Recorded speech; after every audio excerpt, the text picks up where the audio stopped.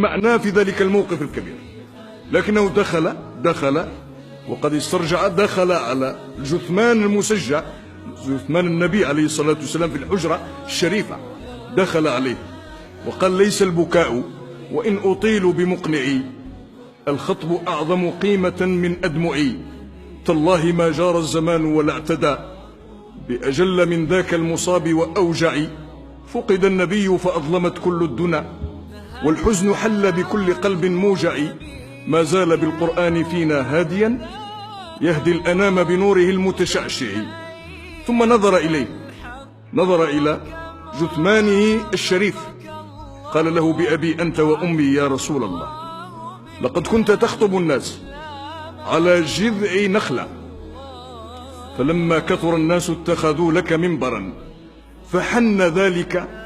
الجذع إليك حتى وضعت يدك الشريفة عليه فسكت، فأمتك أولى بالحنين إليك. بأبي أنت وأمي يا رسول الله، لقد ذكرك الله بالعفو قبل أن يذكر لك الذنب، فقال: عفى الله عنك لما أذنت له. بأبي أنت وأمي يا رسول الله، إن الله جعل طاعتك طاعته، فقال: من يطع الرسول فقد أطاع الله. بأبي أنت وأمي يا رسول الله، إن الله تعالى أرسلك آخر الأنبياء وذكرك أولهم، فقال: وإذ أخذنا من النبيين ميثاقهم ومنك ومن نوح وإبراهيم وموسى وعيسى بن مريم، وأخذنا منهم ميثاقا غليظا. بأبي أنت وأمي يا رسول الله، إن أهل النار ليتمنون أن يكونوا اتبعوك وهم يعذبون في النار، وقالوا: يا ليتنا أطعنا الله وأطعنا الرسول. بأبي أنت وأمي يا رسول الله، إن كان الله تعالى قد أعطى موسى أن ضرب بعصاه الحجر فانفجرت منها 12 عينا، فما ذاك بأعجب من الماء الذي نبع من بين أصابعك. بأبي أنت وأمي يا رسول الله، إن كان الله تعالى قد أعطى سليمان الريح غدوها شهر ورواحها شهر، فما ذاك بأعجب من البراق الذي ركبته من مكة وصعدت به إلى السماوات العلى، وعدت من ليلتك فصليت الفجر بالأبطح بمكة المكرمة. بأبي أنت وأمي يا رسول الله، إن كان الله تعالى قد أعطى عيسى إحياء الموتى، فما ذاك بأعجب من الشاة المسمومة التي وضعت بين يديك، ووضعتها يهودية أرادت أن تسممك، فقالت لك: لا تأكلني فإنني مسمومة.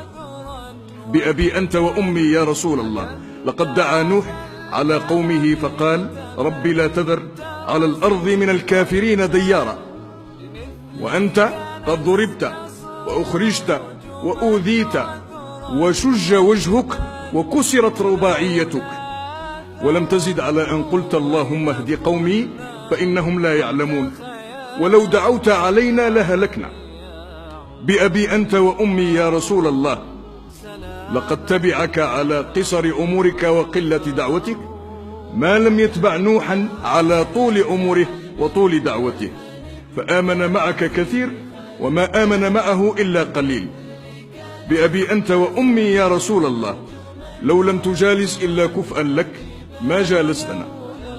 ولو لم تواكل إلا كفءا لك ما واكلتنا، ولو لم تتزوج إلا إلى كفء لك ما تزوجت إلينا، ولكنك جالستنا وواكلتنا وتزوجت إلينا، وركبت الحمار وأردفت خلفك ووضعت طعامك على الأرض تواضعا منك يا سيدي يا رسول الله. هذا هو سيدنا عمر الذي كان ينظر إلى النبي عليه الصلاة والسلام على أنه قدوة.